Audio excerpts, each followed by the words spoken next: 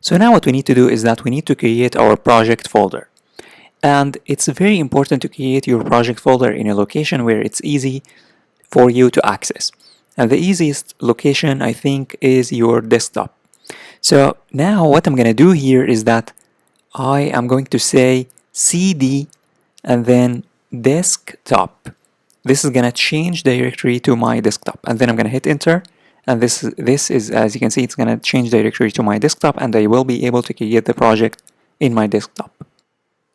Now, in order to create our project, we need to type the following: Django, and then hyphen admin, and then space, and then start project, and then the name of the project.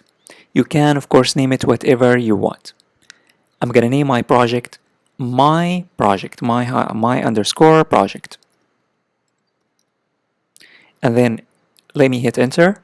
And if I hit enter, a project or a folder, a Django folder or Django project has been created. Let me show you that. So if I head on over to my desktop, as you can see, I have here a folder called my project.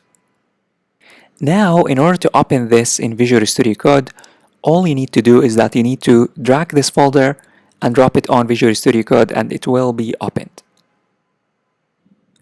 So as you can see here, this is my project folder, and it says here my project, and it has here another file called manage.py.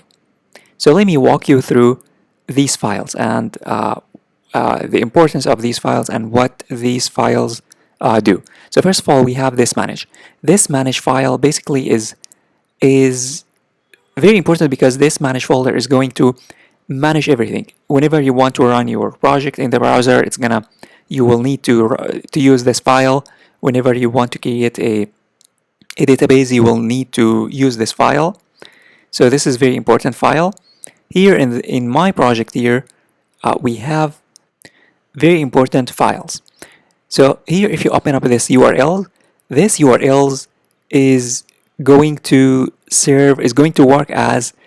contain all of the URLs that you have. So of course your project is going to have URLs because you want to let users to go to specific URLs. So this URLs is going to specify which URLs you are going to be using and you are going to have in your project.